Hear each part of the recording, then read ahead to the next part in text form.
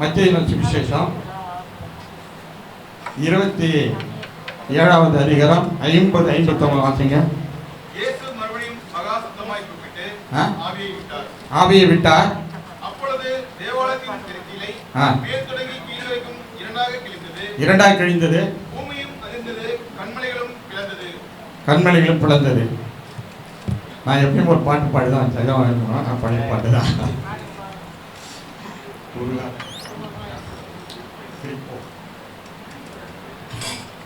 உருகாத நெஞ்சம் அவர்தான தஞ்சம், உனக்காக பலியாக வந்தார். கலங்காத கண்கள் வழியாக கண்ணீர், கல்வாரி காட்சியை கண்டு, கல்வாரி காட்சியை உருகாத நெஞ்சம் நடுமாற முடியா தடுமாறி கிடந்த உணவனின் குரல் கேட்டு, நடமாட முடியா தடுமாறி கிடந்த உணவனின் குரல் கேட்டு, இடம் தேடி வந்து இதயத்தின் நடமாட செய்ததாலே உந்தன் கால்களில் அதுதான் சிலுவை, உந்தன் கால்களில் அதுதான் சிலுவை. காதலென்றும் கடமையா குஷ்டம், தீராத கஷ்டம், கதறிய மனிதனை கண்டு, கரமெல்லாம் குஷ்டம், தீராத கஷ்டம், கதறிய மனிதனை கண்டு, கனிவோடு நோக்கி கரம் தொட்டு நோக்கி கருணையால் சுகம் தந்தவாறே உந்தன் கரங்களில் ஆணியிருப்பாரே. அதுதான் சிலுவை, உந்தன் கரங்களில் ஆணியிருப்பாரே. அதுதான் சிலுவை.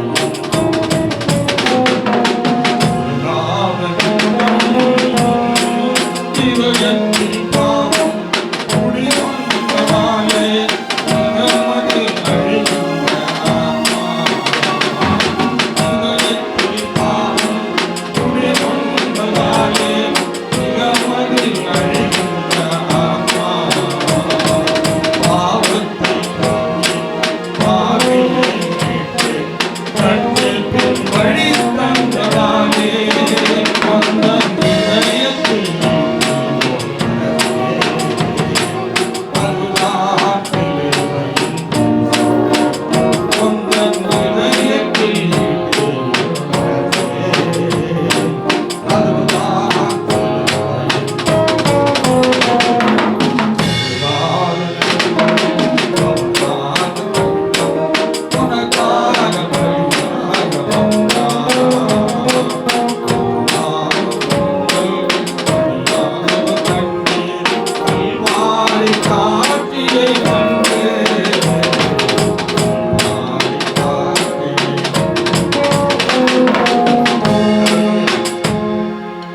வாசித்தோம். அவர் ஆவி விடும் பொழுது என்னாச்சு?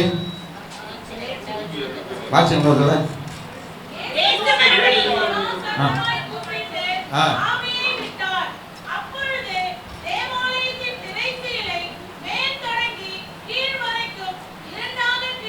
போதும். இந்த செய்தியில் இதுதான் முக்கியமான ஒரு இது. ஆண்டவர் ஒப்பு கொடுத்த நமக்கு கிடைத்த கிருபை, நமக்கு கிடைத்த ரட்சிப்பு எல்லாமே பார்க்கும் பொழுது தேவாலயத்தின் திரைச்சீலை மேல் நோக்கி கீழ்வரையும் இரண்டாக கிழிந்தது. அல்லேலூயா. இந்த பழைய ஏற்பாட்டு புத்தகத்தில் பார்க்கிறோம், சாலமோன் தேவாலயத்தை கட்டினான். அது மட்டுமல்ல, பழைய ஏற்பாட்டு காலத்தில் பார்க்கிறோம், கர்த்தர் மோசேக்கு கட்டளையிட்டார், ஆசரிப்பு கூடாரத்தை அமைக்க வேண்டும், அதில் நீங்கள் தொழுது கொள்ள வேண்டும் என்று ஆண்டவர் மோசேக்கு திட்டமாக சொன்னார். இந்த ஆசரிப்பு கூடாரம் எப்படி அமைக்க வேண்டும் அதனுடைய திட்டவட்டங்கள்லாம் ஆண்டவர் தீர்க்கமாக சொல்லியிருக்கார். நீங்கள் எடுத்த வாசித்தா தெரியும். அது வாசிக்கணும். யாத்திராகம புஸ்தகம் 21வது அதிகாரத்தில் பலிபீடத்தை பற்றி சொல்லப்பட்டிருக்குது. அந்த பலிபீடம் எப்படி அமைக்க வேண்டும்? 5 முழ அகலம், 5 முழ நீளம், 3 முழ உயரமாக சதுரமாக அந்த பலிபீடம் அமைக்க வேண்டும். பலிபீடம் தான் மெயின். இப்போ நம்ம ஆண்டவராக இயேசு கிறிஸ்து ஜீவ பலியாக நமக்கு ஒப்பு கொடுத்தது அந்த பலிபீடம் தான். எனவே அருமையானவர்களே, அந்த பலிபீடத்தை தாண்டி யாரும் உள்ளே போக முடியாது. ஆசரிப்பு கூடாரத்துக்குள்ளே யாருமே போக முடியாது. ஆசரிப்பு கூடாரத்தில் பலிபீடம், வெண்கல தொட்டி, குத்து விளக்கு, சமூகத்து மேஜை, தூபகல்சம், அந்த உடன்படிப்படி இப்படி பொருள் உள்ளே இருக்குது. ஆனால் அந்த பலிபீடத்தை தாண்டி தான் உள்ளே போகணும். ஒரு பாவ நிவாரண பலி சொல்லிட்டு தான் உள்ளே போகணும். எனவே அதுக்காக தான் ஆண்டவர் நம்மை சிலுவையில் ஜீவ பலியாக நமக்காக அவர் ஒப்பு கொடுத்தார் என்று பார்க்கிறோம். அருமையானவர்களே, இந்த பலிபீடம் எதை நமக்கு நினைப்பூட்டுகிறது என்றால், எபேசியர் 5வது அதிகாரம் 2வது வசனத்தை வாசிக்கிறோம். கிறிஸ்து நமக்காக தம்மை தேவனுக்கு சுகந்த வாசனையான காணிக்கையாகவும் பலியாகவும் ஒப்பு கொடுத்து நம்மில் அன்பு கூர்ந்தார். அல்லேலூயா. இந்த பலிபீடம் எதை ஒப்புணையாக தான் அப்படியே சொல்லின்னு போயிடும். இந்த பலிபீடம் எதுக்கு ஒப்புணையாக இருக்குதுன்னா, அவர் சுகந்த வாசனையான காணிக்கையாகவும் பலியாகவும் ஒப்பு கொடுத்து சிலுவையில் நமக்கு அன்பு கூர்ந்தார். அதுதான் அங்கே ஒப்பனையாக சொல்லப்பட்டிருக்குது. இதனால் பாவம், சாபம், வியாதி, ரோகம் எல்லாவற்றையும் ஆண்டவர் விடுதலையாக்குகிற ஒரு பலிப்பீடமாக இருக்கிறது. அந்த பலிப்பீடம் சொல்லும். அதை தாண்டி போனால் அந்த பீடம் சொல்லி ஸ்டாப்புன்னு சொல்லும். நில்லு, போகாத அப்படின்னு சொல்லி. ஏன்னா அது போகாதுன்னு சொன்னது யார் தருவான்? இயேசு கிறிஸ்து தான். அல்லேலூயா. ஆமாம். ஆபிரகாம் பாருங்கள், ஈசாக்க பலி போது அங்கே ஒரு பலிப்பீடம் அமைத்தான். அவன் அமைத்த பலிப்பீடம் இதை கட்ட வச்சு அமைத்தான். அதனால் ஆபிரகாம் தன்னுடைய அந்த கச்சை எடுத்து தன்னுடைய மகனை அவன் பலி செலுத்தும் பொழுது தேவத்துவன் சொன்னார், ஆபிரகாமே உன் பிள்ளையாண்டான் மீது கையை போடாத. அதுபோல் இங்கே பாருங்கள், பலிப்பீடத்தை தாண்டி உள்ளே போக முடியாது. எனவே இப்படிப்பட்ட பலிகளை அந்த நாட்களை செலுத்தினார்கள். ஆண்டவர் அதற்காக நான் பலியாக வந்தார். எல்லாருக்கும் நம்ம தெரிந்த ஒரு விஷயம். இப்போ கூட பாவ நிவாரண பலின்னு நம்ம எல்லாம் இப்போ பண்ணிக்கிட்டு தான் இருக்கிறாங்க. ஊரில் போய் பார்த்தீங்கன்னா ஒவ்வொரு சாமிக்கும் ஒரு பலி, ஒரு சாமி கடை வெட்டுவாங்க, ஒரு சாமிக்கு கோழி இருப்பாங்க. என்ன ஒருத்தரும் ஒரு மாதிரியாக பண்ணுவாங்க. நான் பார்த்துருக்கேன். நான் எங்கள் ஊர் சைடு பார்த்தீங்கன்னா இந்த செவ்வாய்க்கிழமை யாராவது மண்டே போட்டான்னு வச்சிங்களேன், இந்த 7 நாட்களில் வாய் இருக்கிற நாள் இது சொல்லுங்களேன், என் கூட பேசுங்களேன். செவ்வாய். ஆமாம், 7 நாட்களில் வாய் இருக்கிற கிழமை செவ்வாய். அந்த செவ்வாய்க்கிழமை மேலே செத்துட்டாங்கன்னா அவங்க மூட நம்பிக்கை பாருங்கள், அந்த பாடி கூட ஒரு கோழி எடுத்து போவாங்க கூட. எத்தனை பேருமே தெரியாது. யாருக்கு தெரியா? செவ்வாய்க்கிழமை. சரி, சனிக்கிழமை வச்சிங்களா? நான் அந்த மறந்துட்டேன். சரி அம்மாவுக்கு தெரியுமில்ல சனிக்கிழமை, ரைட். அப்போ ஒரு கோழி ஒன்று எடுத்து போவாங்க. கோழியை எங்கே? சுடுகாடு வரலையும். ஆமாம், சுடுகாடு வரலையும் கோழி ஒன்று எடுத்து போவாங்க. என்னன்னு கேட்டால், அவர் அன்றைக்கி செத்துதால் அந்த பலி கொடுக்கலாம் அந்த இடத்துல சுடுகாட்டில் செத்தவர் எழுந்து வந்து வீட்டில் இருக்கிறவங்களாம் என்ன பண்ணுவாரா முடிச்சு போட்டுருவார்ல. அப்படின்னு ஒரு மூட நம்பிக்கை இன்னமும் இருக்கா இல்லையா? ஆமாம். எபிரேயர் 10வது அதிகாரம் 4-5 வாசிங்க. அல்லாமலும்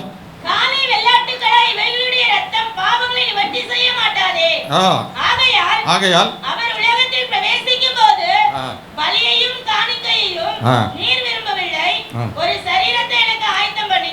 ஆமாம், ஒரு சரீரத்தை ஆயத்தம் பண்ணினார் தேவன். அவரால் இயேசு கிறிஸ்துவின் சரீரத்தை தான் பலியாக ஆயத்தம் பண்ணி, அந்த சரீரத்தின் பலியை தான் நம்ம இன்றைக்கி வந்து என்ன பண்ண ஞாபகப்படுத்தி நம்ம ஜெபம் பண்ணிக்கிறோம். பாருங்கள், தேவாலயம் என்று சொல்லும் பொழுது ஆசரிப்பு நம்ம சீக்கிரம் போயிடும். ஆசரிப்பு கூடாரம் தேவாலயம் சொல்லும் பொழுது 3 பாகமாக பிரிக்கிறாங்க. இப்போ இது ஆலயம். அங்கே பாருங்கள் உட்காந்துக்கிறாங்களே, முன்னாடி உட்காராங்களே பிரகாரம், இது பரிசுத்த ஸ்தலம், இதை வந்து மகா பரிசுத்த ஸ்தலம்னு நிற்கிறது இல்லையா? அப்போ பிரகாரத்தில் இருக்கும்பொழுது, பிரகாரம்னு சொல்லும் பொழுது புதுசாக அனுபவம் வரவங்க தான் உட்காருங்க. அதுக்கு தான் பாஸ்ட் நம்ம சொல்லுவோம், எல்லாம் உள்ளவாங்க. நீ உள்ளே வந்துடணும். ஆண்டுடைய அனுபவத்தில் ஐக்கியத்தில் நீங்கள் உள்ளே வந்து உட்காந்து எல்லோரும் கூட ஆராதிக்கணும். அதுதான் உண்மை. அப்போ பரிகாரம் என்று சொல்லும் பொழுது பரிகாரத்தில் யார் ஊழியம் செய்வார்னா லேவியர்கள் மட்டும்தான் ஊழியம் செய்வாங்க. ரெண்டாவது பெண்கள் அங்கே அளவு கிடையாது. ரெண்டாவது விருத்த சேதனம் பண்ணுவாங்க, அங்கே ஊழியம் பண்ணுவாங்க. பரிசுத்த ஸ்தலத்தில் யார் சொன்னால் ஆரோனுடைய பிள்ளைகளும் ஊழியம் செய்வாங்க. மகா பரிசுத்த ஸ்தலத்தில் யார் இருப்பாங்கன்னு சொன்னால் பிரதான ஆசாரியன் தான் உள்ளே போக முடியும். இந்த பிரதான ஆசாரியன் தான் உள்ளே போக முடியும். நான் இப்போ பிரதான ஆசாரியனா மகா பரிசுத்தத்தில் இந்த திரை கிழிஞ்சது அதனால தான். எனவே இந்த பரிசுத்த ஸ்தலத்திற்கும் மகா பரிசுத்த ஸ்தலத்திற்கும் ஒரு திரை இருந்தது என்று பார்க்கிறோம். மகா பரிசுத்த ஸ்தலத்தில் உள்ள ஆசாரியன் உள்ளே போனால் அவ்வளோ சீக்கிரம் போக முடியாது. அவர் சில சட்டத்திட்டங்களாக உண்டு. அவர் இடுப்பில் கச்செல்லாம் கட்டி உள்ளான்னு போகலாம். ஏன்னா உள்ளே இருக்கிறாரா உயிரோடு இருக்கிறாங்களா செத்துட்டாரன்னு பார்க்கறதுக்கு அந்த சட்டம் வருதானே. ஏன்னா பாவ நிவாரண பழி இவர் செலுத்திருக்கிறாரா இல்லையா, இல்லைன்னா அவர் காலி. அப்படிப்பட்ட ஒரு கடுமையான நியாயப்பிரமாணம் அந்த அப்போ இருந்தது என்று பார்க்கிறோம். எனவே அருமையானவர்களே, இந்த பரிசுத்த ஸ்தலத்துக்கு மகா பரிசுத்த ஸ்தலம் இடையே ஒரு திரை தேவாலயத்தில் இருந்தது என்று பார்க்கிறோம். அப்போ இங்கே இருக்கிறவங்களும் அங்கே தெரியாது, உள்ளே வர முடியாது, மகா பரிசுத்த உள்ளே நுழையவே முடியாது. அப்போ பாருங்கள், ஆண்டவர் இந்த திரையை தான் நாங்கள் வந்து என்ன பண்ணார், மேலிருந்து இரண்டாக கிழித்தார் என்று பார்க்கிறோம். அல்லேலூயா. அந்த திரைச்சீலை என்பது எல்லாரையும் தடுத்து நிறுத்தும். இப்போ நீங்கள் ஒரு தடுப்பு போட்டதுன்னு வச்சுக்கோங்க, ஒரு திரை போட்டு வந்தால் என்ன பார்க்க முடியுமா? உங்களால் பார்க்க முடியாது. இது வந்து தடுத்து நிறுத்தும். இது வந்து மனுஷனுடைய சுயத்தை காட்டும் என்று பார்க்கிறோம். மனுஷனுடைய சுயத்தை காட்டும். எனவே இந்த திரைச்செயலை தான் ஆண்டவர் தன்னுடைய மாம்சமாகிய திரைச்செயலின் வழியாக தான் பரிசுத்த ஸ்தலத்திற்கு நம்ம போக வைத்தார். எபிரியர் 10:19 வாசிங்க. ஆகையால்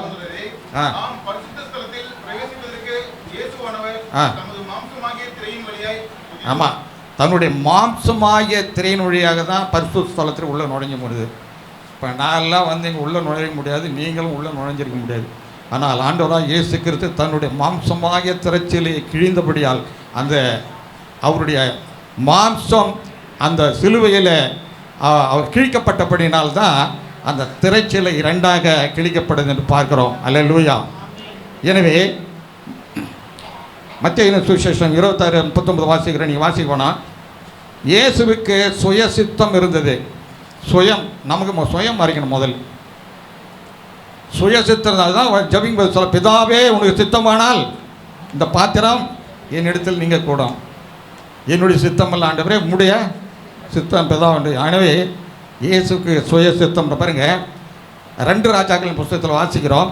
நாகமான் என்ற ஒரு மனுஷன் சீரியா தேசத்திலே அவன் படைத்தலைவனாக இருந்தான்.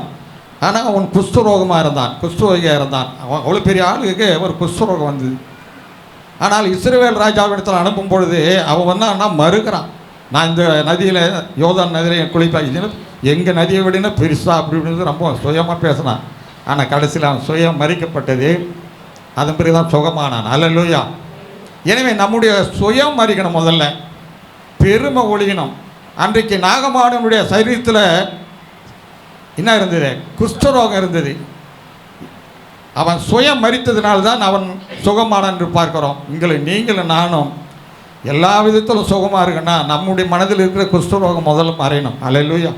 ஒருவேளை சரீரத்தில் குஷ்டரோகம் வந்தாலும் சரி, வியாதி வந்தாலும் சீக்கிரமாக போய் டாக்டர் ஊசி போய் மருந்து கொடுத்து சீக்கிரம் சரி பண்ணிடலாம். அந்த மனசில் மட்டும் அந்த குஷ்டரோகம் மன வியாதி யாருக்குன்னா இருந்துன்னு வச்சுக்க, அது அப்படியே ஆளை உருக்கிடும். அல்லேலூயா. எனவே மனசை நீங்கள் வந்து என்ன பண்ணணும்? சுத்தமாக வச்சுக்கணும். அல்லேலூயா.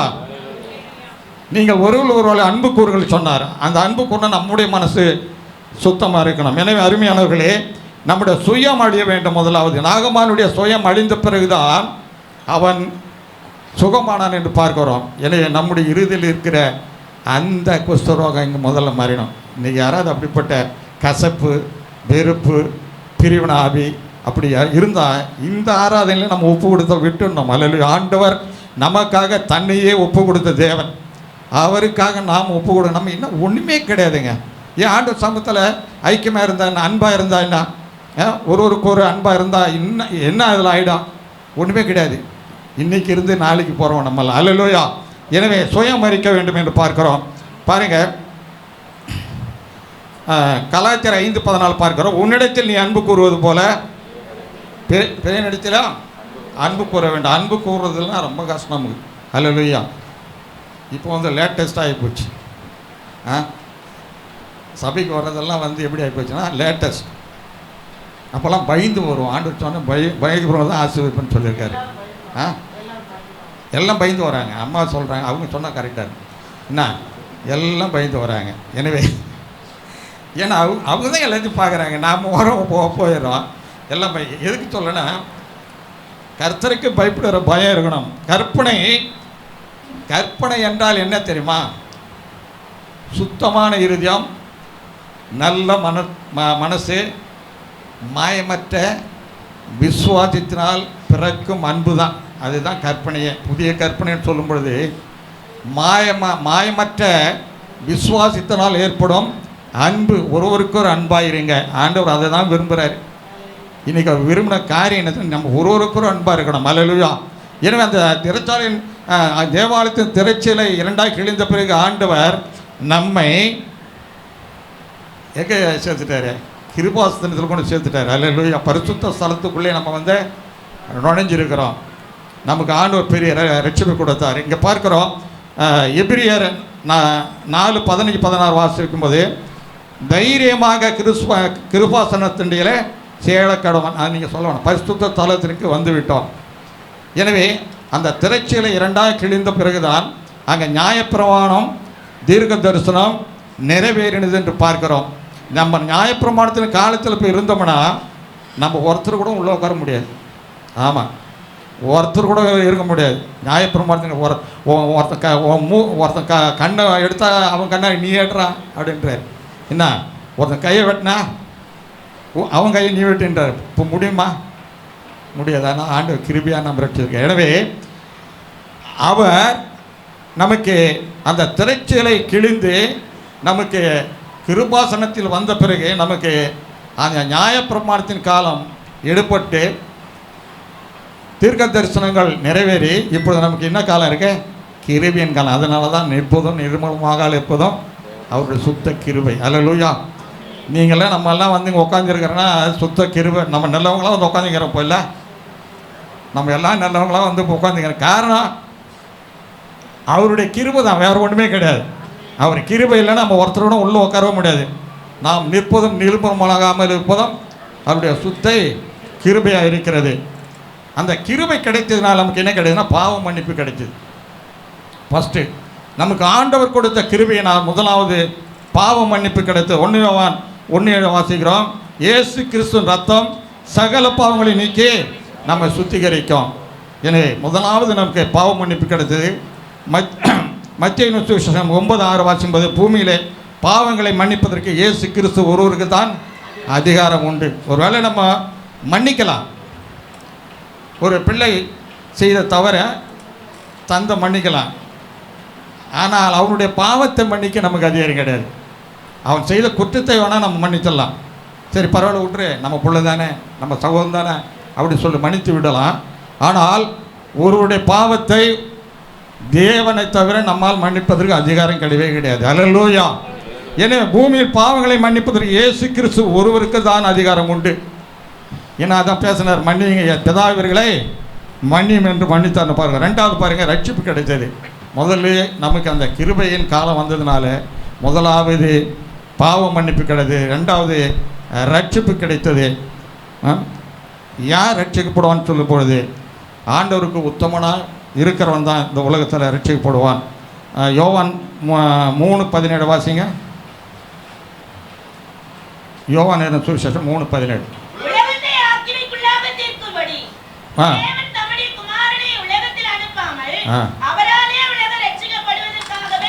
ஆமாம், தம்முடைய ஒரே குமாரன் இயேசு கிறிஸ்துவை அவரால் இந்த உலகம் ரட்சிக்கப்பட வேண்டியதான் இந்த உலகத்தில் அவர் அனுப்பினார். ஆக்கினைக்குள்ளாக தீர்க்கப்படாதபடிக்கு அனுப்பாமல் இந்த உலக ரட்சிப்பிற்காக தான் இயேசு கிறிஸ்து இந்த உலகத்தில் அனுப்பி நமக்கு ஒரு ரட்சிப்பை கொடுத்துருக்கிறார். இந்த கிருபையின் காலத்தில் கிருபையாக தான் நாம் ரட்சிக்கப்பட்டிருக்கு. ரட்சிப்புனா என்னங்க? ரட்சிப்பு நான் ரட்சிக்க போட்டேன். ரட்சிப்புனா என்ன? இந்த ஆக்கினை தீர்ப்பில் இருந்து ஆண்டவர் நம்மை விடுவித்து, ஆமாம் சொல்ல போன பேர் கந்தகமும் அக்கினி எரிகிற கடலிலே தள்ளப்படுவார்கள். யார் தள்ளப்படுவார்கள்? தேவனை அறியாதவர்கள், தேவனுக்கு விரோதமானவர்கள், தேவனுக்கு தெரியாதவர்கள் ரட்சிக்கப்படாதவர்கள் கந்தகமும் அக்கினி எரிகிற கடலில் தள்ளப்படும். நித்திய கடல். அது இப்போ ஒரு நாள் மட்டும் இல்லை, நித்தியமாக அந்த கடலில் தள்ளப்படுவார்கள். அந்த ஆக்கினை தீர்ப்பிலிருந்து நம்மை விடுவித்து இலவசமாக நமக்கு அந்த நித்திய ராஜ்யத்துக்கு ஆயத்தப்படுத்தி கொண்டிருக்கிறாரு. அதுதான் ரட்சிப்பு, வேற ஒன்றும் கிடையாது. இது உள்ளதான் எல்லாமே இருக்குது. எனவே ஆண்டவர் நமக்கு இலவசமான ஒரு ரட்சிப்பு கொடுத்துருக்கிறார். அல்லேலூயா. எனவே ஆண்டவர் நமக்கு நீதிமான உத்தமன வாழ்கிறவனுக்கு அந்த ரட்சிப்பு என்று பார்க்கிறோம். கிறிஸ்து இயேசுவை தேவகுமாரன் என்று யார் விசுவாசிக்கிறீங்களோ அவங்களுக்கெல்லாம் ரட்சிப்பு. பாருங்கள், சகை பார்க்குறோம், அவனுக்கு ஒரு ரட்சிப்பு கிடையாது. அவன் பாவத்தை அறிக்கையிட்டான், அவன் சுயம் மறித்தது, உடனே ஆண்டவர் அவனுக்கு ஒரு ரட்சிப்பை கொடுத்தான். நான் சீக்கிரம். எனவே சிலுவை பற்றிய உபதேசம் கெட்டு போகிறவர்களுக்கு பைத்தியம். இன்றைக்கி அநேகருக்கு பைத்தியமாக இருக்கும். இவன் என்ன பைப்பில் எடுத்து போகிறான் அப்படின்னு இல்லை. ஆமாம், இவங்க வேலையே கிடையாது. அடிக்கடிக்கு வந்து செக் பண்ணுறாங்க, இது பேசக்கூடாது அது பேசக்கூடாது. ஆனால் ரட்சிக்கப்பட்ட நமக்கோ அதுக்கு தேவ பலனாக இருக்கிறது. அல்லேலூயா. சொல்லுங்கள், அல்லேலூயா சொல்லுங்கள். ஆமாம், சிலுவை பற்றிய உபதேசம் கெட்டு போவர்களுக்கு தான் பைத்தியம். ஆனால் ரட்சிக்கப்பட்ட நமக்கு தேவ பலன். இப்படி சொல்லும்போது தேவ பலன் இப்படி சொல்லுங்களா? ஆமாம், தேவ பலன். தேவ பலன் அப்படி சொல்லக்கூடாது, அது நமக்கு ஒரு தேவ பலன். எனவே சிலுவை பற்றிய உபதேசம் கெட்டு போகிறது தான் அது பைத்தியம். நமக்கெல்லாம் தேவ பலன். அல்லேலூயா. ஆமாம், ரட்சிப்பு என் பாபு சொல்கிறான், என் ரட்சிப்பின் தேவனுக்குள் நான் களி கூறுவேன். ஆமாம், என் ரட்சிப்பின் தேவனுக்குள். அத்திமரம் துளிவிடாலும் போனாலும், மாட்டு மதம் முலட்டு போனாலும், தானியம் விளையாமல் போனாலும், எது போனாலும் அது போனாலும், ஆனால் என் ரட்சிப்பின் தேவனுக்குள் களி கூறுவேன். நீங்கள் எப்பொழுதும் சந்தோஷமாக இருங்க. பிலிப்பியர் சுவிசேஷத்தில் வாசிக்கிறோம், இந்த புத்தகத்தில் 4 வாசிக்கிறோம். கர்த்தருக்குள் எப்பொழுதும் சந்தோஷமாக இருங்க. அல்லேலூயா. அன்றைக்கி கஞ்சி கொடுத்தாரு ஐயா இருக்கும்பொழுது, இன்றைக்கி என்ன கொடுக்குறாங்க? என்ன கொடுக்குறாங்க? உங்களுக்கு தான் தெரியும் என்ன கொடுக்குறாங்கன்னு. சாம்பார் சாதம், அப்புறம் அப்பளம், பொரியல், இது கண்டிப்பாக இருக்குன்னு நான் நினைக்கிறேன், விசுவாசிக்கிறேன். ஏன்னா விசுவாசத்தின்படி ஆக கிடையாது. அல்லேலூயா. வர இன்னும் கொஞ்சம் நாள் ஆச்சுன்னா ஐயா வந்து பிரியாணி போட்டுருவார் அவர். ஏன்னா அது வந்து இப்போ வந்து மாறினே இருக்குது. அதனால் நம்ம சந்தோஷமாக இருக்கணும் எப்பவுமே. அல்லேலூயா. நம்ம ஒரு தண்ணியில் இறங்கிட்டோம், நம்ம சொல்லுவோம், அவன் பழமொழி சொல்லுவான், ஒரு ஜான்வா இறந்தான்னா ஒரு முழை வந்தான் நான். ஆனால் ரட்சிப்புக்குள்ளே வந்துட்டோம். இந்த உலகத்தில் எந்த உபத்திரம் வந்தான்னா எது வந்தான், ஆனால் ஆண்டவர் நம்ம ரட்சித்தான் ராஜ்யத்திற்கு அழைத்து செல்ல போகிறார். அந்த சந்தோஷத்தில் நம்ம என்ன பண்ண களி கூறணும். அல்லேலூயா. எனவே அருமையானவர்களே, 2வது பரிசுத்த ஆவியானுடைய அபிஷேகம், ஆவியானுடைய ஆளுகை நமக்கு கிடைத்தது. அந்த கிருபை நமக்கு கிடைத்ததுனால மன்னிப்பு கிடைத்தது, ரட்சிப்பு கிடைத்தது, பரிசுத்த ஆவியானுடைய ஆளுகை கிடைத்தது. யோவான் 15:25-26 வாசிக்கும்போது சத்திய அவர் 15:26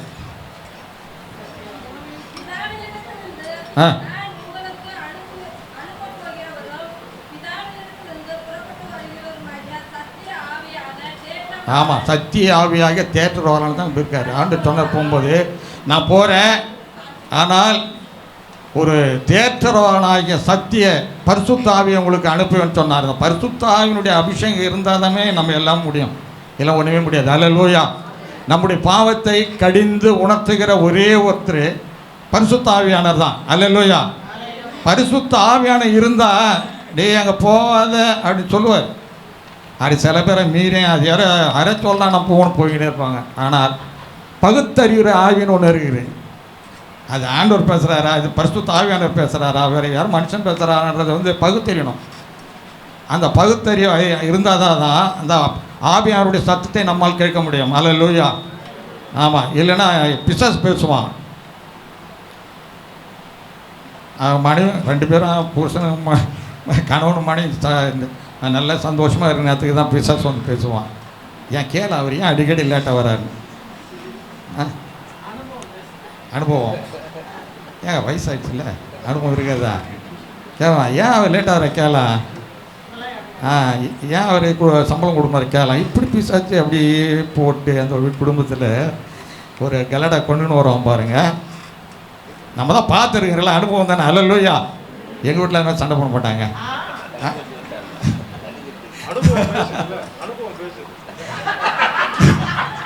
ஏன் லேட்டுன்னு கேட்டுப்பாங்க தேர, ஏன் எங்களை சம்பளம் என் காசு கேட்க மாட்டாங்க. நான் என்ன கொடுக்குறேன்னா அதுதான். நான் உண்மையாக சொல்கிறேன், நான் போய் இல்லை, நான் உண்மையாக தான் சொல்கிறேன். நான் அன்னையிலேருந்து இன்ன வரல நான் என்ன கொடுக்குறேன்னா அதுதான். என்னுடைய சம்பளமும் உங்களுக்கு தெரியாது, கேட்டு பாருங்கள். என் பென்ஷனும் தெரியாது, நான் என்ன கொடுக்குறேன்னா அதுதான்.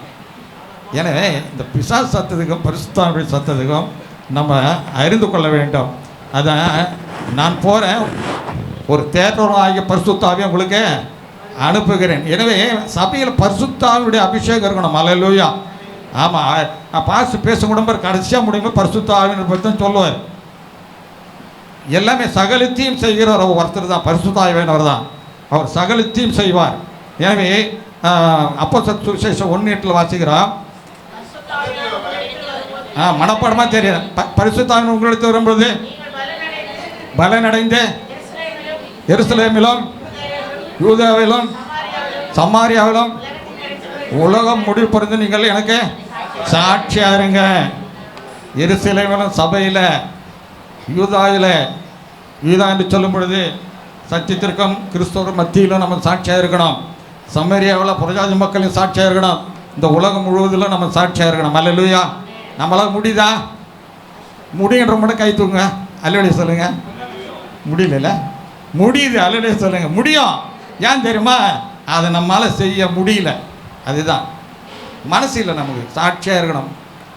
சாட்சி உள்ள வாழ்க்கை தான் ஆண்டவர் விரும்புகிறார். கனி கொடுக்கிற வாழ்க்கை தான் ஆண்டவர் விரும்புகிறார். எனவே நீ பரிசுத்தாக உன்னிடத்தில் வரும்பொழுது நீ பலனடைந்து சமாரியாவில், யூதாவிலும் எருசலேமிலும் யூதாவிலும் சமாரியாவிலும் இந்த உலகம் முடியும். நீங்கள் சாட்சியாக இருக்கணும். சாட்சியாக இருக்கணும்னா எப்படி? அன்பு, முதல்ல அன்பு தாங்க மெயின். பக்கத்தூரில் நம்ம சாட்சியாக இருக்கணும். அல்லேலூயா. விரோதியை நேசிங்கன்றாரு, சத்துரு நேசிங்கன்னு சொல்கிறாரு. எத்தனை பேர் நேசிக்கிறோம்? நம்ம நேசிக்கிறோம். அப்படி தூங்க, அல்லேலூயா சொல்லுங்கள். நான் சத்துரு நேசிப்பேன் அப்படின்னு சொல்லுங்கள், அல்லேலூயா சொல்லுங்கள். நான் சத்துரு நேசிப்பேன்னு சொல்ல, அல்லேலூயா சொல்லுங்கள். அல்லேலூயா. நேசிக்கணும். ஆண்டவர் அதுதான் சத்துரு நேசின்னு சொல்லிட்டார். அல்லேலூயா. ஆமாம். பிதாவே இவர்களை மன்னியும். யாரை மன்னிக்க சொன்னார் அவர்? மோசமான ஆளுங்களை காட்டி கொடுத்தவர்களை, கொலைப்பாதர்களை, ஈட்டியால் குத்துனவர்களை, சிறைச்சில முன்மூடி வைத்து அடித்தார்களே, அவர்களெல்லாம் பார்த்து சொன்ன, பிதாவே இவர் என்ன செய்கிறான்னு தெரியல, தெரியாமல் செய்கிறாங்க. இனி எத்தனையோ பேர் தெரியாமல் செய்துருக்கிறோம் இல்லை? உலகத்தில் இன்றைக்கி இயேசு கிறிஸ்துவை உண்மையான தெய்வம் என்று அறிந்து கொள்ளாதவர்கள் எவ்வளோ பேர், அதனால் அவர் தெரியாதவே செய்கிறாங்க. ஆனால் இயேசு கிறிஸ்துவ உண்மையான தேவன், அவர்தான் ரட்சிகர் என்பதை அறிந்தும் சில பேர் தெரிந்தும் செய்கிறாங்க. ஆனால் ஆண்டவர் சொன்னால் இவங்க தெரியாமல் செய்கிறாங்க. ஆண்டவர் பிதாவே இவர்கள் என்ன பண்ணோம்? மன்னியும் என்று சொன்னார். எனவே சத்திய ஆவி நமக்குள்ளே வரும்போது அவர் சகலத்தையும் நன்மையாக நம்ம நடத்துகிற தேவனாக இருக்கிறார். எனவே தான் நம் ஆவிக்குள்ளாக நம்ம இருக்க வேணும் எப்பயுமே. அல்லேலூயா. ஆவியாக நம்ம எப்பொழுதும் கடிந்து உணர்த்துவார். ஆவியானோட அபிஷேகம் அப்படி ஆளுகை நமக்கு இல்லைன்னா நம்ம தடமாறி போவோம். எனவே பரிசுத்த ஆவியானுடைய ஆளுகை நமக்கு ஆண்டவர் கிருபையினால் நமக்கு கொடுத்திருக்கிறார். அது மட்டுமல்ல, திட நம்பிக்கை, நமக்கு ஒரு நல்ல நம்பிக்கை கொடுத்துறார். எப்படின்னா, நான் மரித்தாலும் பிழைப்பேன். நீதிமான் மரித்தாலும் பிழைப்பான். அல்லேலூயா. மரித்தாலும் பிழைப்பான். கிறிஸ்து எனக்கு ஜீவன், சாவு எனக்கு ஆதாயம். எத்தனை பேர் சொல்ல முடியும்? ஆமாம், நான் சாவு எனக்கு ஆதாயம், கிறிஸ்து எனக்கு ஜீவன். ஆமாம். இப்போது வந்துட்டான். AK-47 தான் சொல்லுவார். AK-47 எடுத்து வந்துட்டான். யார் பைபிள் வச்சிங்கன்னா எல்லோரும் டப்புன்னு போடுறான்னா, மேலே போகும்போது எத்தனை பேர் நீங்கள் பைபிள் தூக்கின்னு வெளியே போவீங்க? போவன்ற மட்டும் கை தூங்க. பாசமாக எல்லாரும் செத்துக்கிறாங்க. அவன் விசுவாசம் உள்ளவர்கள். ஆமாம், விசுவாசம். அந்த விசுவாசம் பாருங்கள், அதுதான் உங்களை திடமாக நடத்துகிறாங்க ஆவிக்குள்ளே. எனவே இப்போ வெள்ளிக்கிழமை பிரேயரில் இப்போ வந்து பாருங்கள், நீங்கள் வரமாட்டீங்க. அருமையான மெசேஜ், அருமையான பாட்டு, ஒர்ஷிப்லாம் நடக்குது. எனவே விசுவாசத்தில் நம்ம பலப்படணும். அல்லேலூயா. எனவே அந்த நம்பிக்கை நமக்குள்ளே இருக்க வேண்டும். அல்லேலூயா. கிறிஸ்து சாவு எனக்கு ஆதாயம், கிறிஸ்து எனக்கு ஜீவன் அப்படின்னு சொல்கிறான். எவ்வளோ தைரியமாக சொன்னாங்க தெரியுங்களா? 4 அடி 6 அடி நிலமே சொந்தமாடா, ஆடி அடங்க கூட்டமாடா. 4 பேருக்கு நன்றின்னு சொன்னால் 6 அடி நிலம் சொந்தமாக இருந்த உலகத்தில் கிடையாது. நான் இல்லைன்னு கிடையவே கிடையாது. இப்போல்லாம் ஃபியூனரல் இந்த மொபைலில் வச்சு எரிக்கிறாங்களா?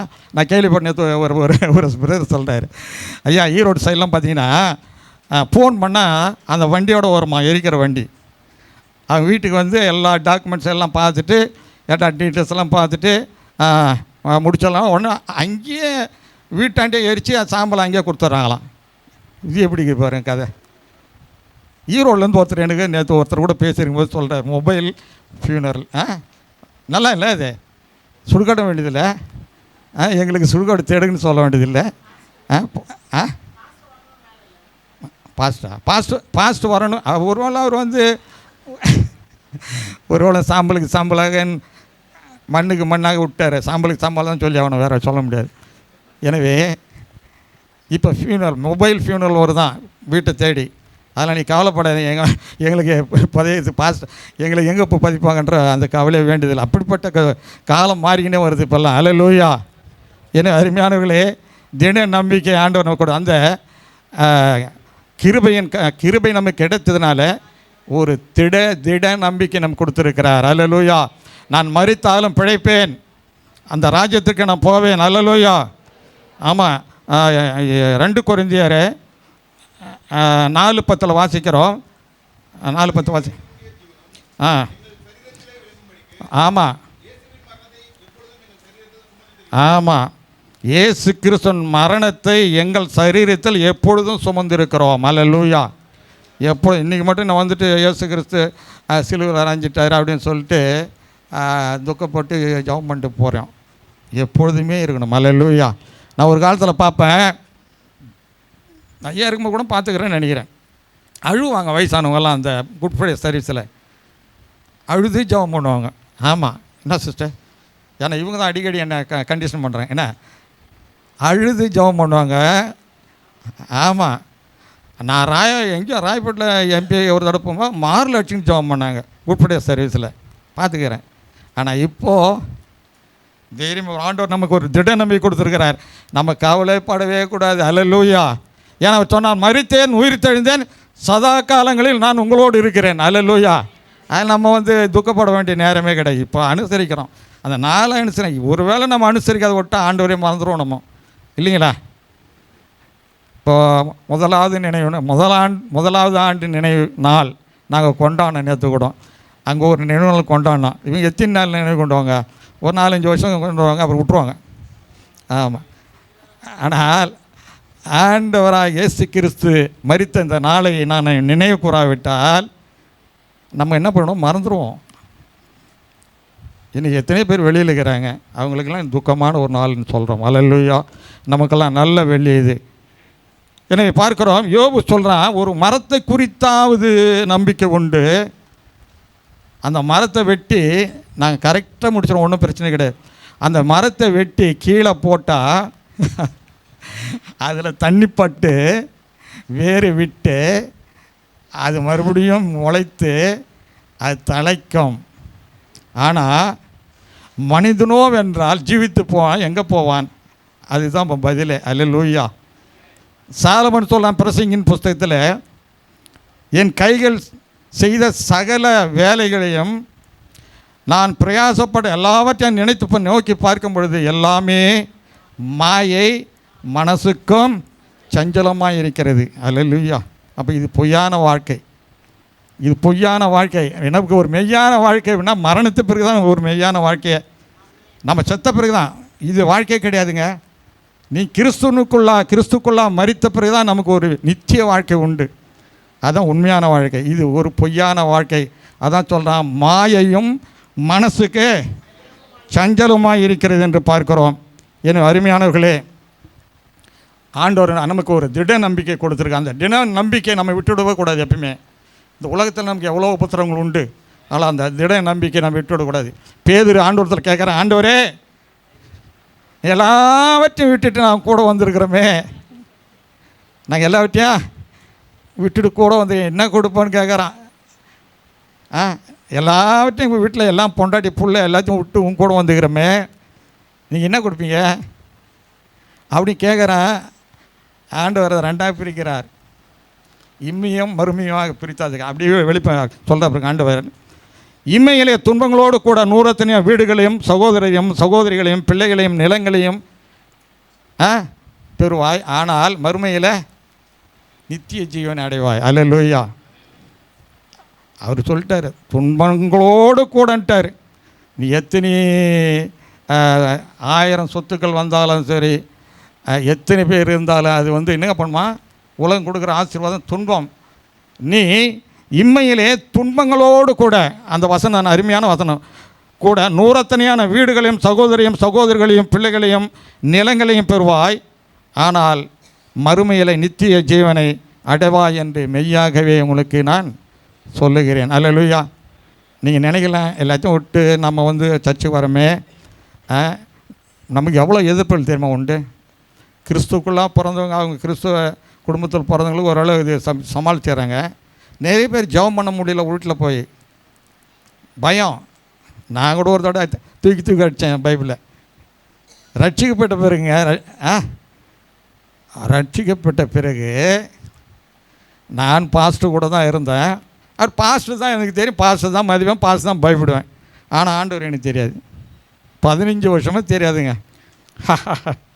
எத்தனை வருஷம்? 15 வருஷமாக நான் ஆண்டவரை அறிஞ்சுக்கவும் இல்லை, தெரிஞ்சுக்கவும் இல்லை. ஆனால் பாஸ்டருக்கு போய்விடும், சபைக்கு போவேன், எல்லாம் போவேன். ஆனால் ஆண்டவர் என்ன அவர் சொன்னார், நீங்கள் என்னை தெரிந்து கொள்ளவில்லை, நான் தான் உங்களை தெரிந்து கொண்டேன்னு சொன்னார். ஆண்டவர் தான் நம்ம ஒரு மனிதனை ஆண்டவர் தெரிந்து கொண்டால் விடவே மாட்டாருங்க. உங்களை அவர் தெரிஞ்சுக்கினார், உங்களை விடவே மாட்டார். எத்தனை துன்பங்கள் வந்தாலும், எத்தனை பிரச்சனைகள் வந்தாலும் சரிங்க, எத்தனை உபத்திரங்கள் இந்த உங்கள் வாழ்க்கையில் வந்தாலும் ஆண்டவர் உங்களை விடவே மாட்டார், ஒருபோதும் கைவிடமான தேவன். எனவே நீங்கள் மறுமையில் நித்திய ஜீவனை அடைவாய் என்று மெய்யாகவே நான் உங்களுக்கு சொல்லுகிறேன். அருமையானவர்களே, அடுத்தது பாருங்கள். இந்த கடைசி அந்த அந்த நான் 27 50-51 வாசித்து முடிச்சிடலாம். பூமி அதிர்ந்தது, கண்மலை பிளந்தது. இந்த நான் தேவாலயத்தின் திரைச்சிகளை 2ஆக கிழிந்தது என்று அதை கொஞ்சம் உதாரணமாக சொல்லி, கிருபை நமக்கு வந்து நியாயப்பிரமாணம் எடுப்பட்டது. கிருபையின் காலம் நம்ம கிருபையாக நம்ம ஆண்டவர் ரட்சித்தார்.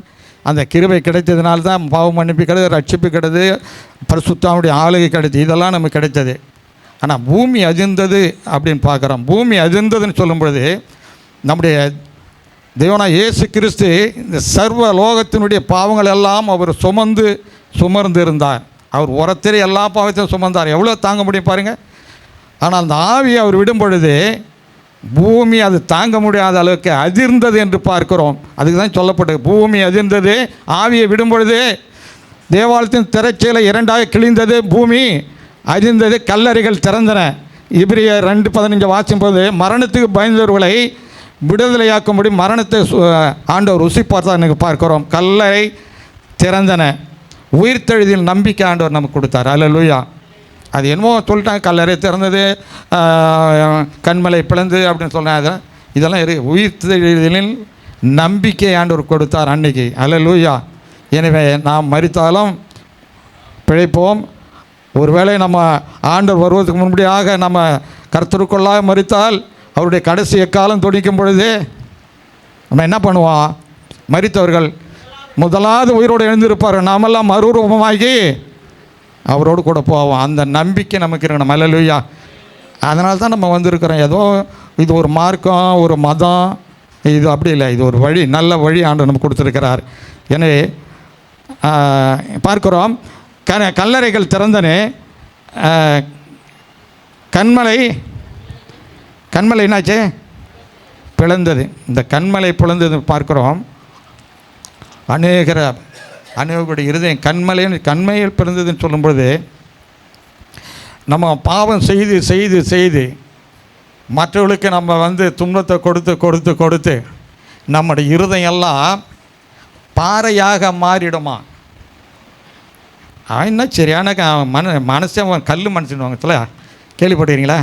மனசாப்பா அவனுக்கு இவ்வளோ சொல்கிறான் என்னான்னு கேட்குமா, அவன் கல் மனுஷன்வாங்க. இதுதான் கண்மலை பிளந்து பார்க்கிறோம். ஆண்டவராக இயேசு கிறிஸ்துவை காட்டி கொடுத்த யூதாசிலிருந்து அவரை கொலை செய்த முயற்சி செய்தவர்கள் தேசாதிபதி எல்லார் வரையிலும் அவருக்கு யாரெல்லாம் விரோதமாக எழும்பினார்களோ, அவர் யாரெல்லாம் தூஷித்தார்களோ, யாரெல்லாம் தேவகுமாரன் என்று மறுதளித்தார்களோ, அவருடைய இருதயங்கள்லாம் எப்படி மாறிச்சா? கல்லை பாறை போல மாறிவிட்டது. ஆனால் ஆண்டவராக இயேசு கிறிஸ்து அந்த சிலுவையிலே தன்னுடைய ஆவியை கடைசியாக ஒப்பு கொடுத்த பொழுது கண்மலை பிளந்தது. அல்லேலூயா. அவளுடைய இருதயங்கள்லாம் ஆண்டவர் ஓப்பன் பண்ணார். அப்போ சாட்சி கூட உண்மையாக ஒரு தேவனுடைய குமாரன் கண்மலை பிளந்து. இன்றைக்கி எத்தனை மனசு இருதயம் கல்லாக இருக்கிறது. இன்றைக்கி உங்களை சொன்னால் பாஸ்டாமா பதில் சொல்லிவிடுவாங்க. எத்தனை பேருக்கு இருதயம் கல்லாக இருக்குது? யாரும் கிடையாதுல்ல? கிடையாது. அல்லேலூயா.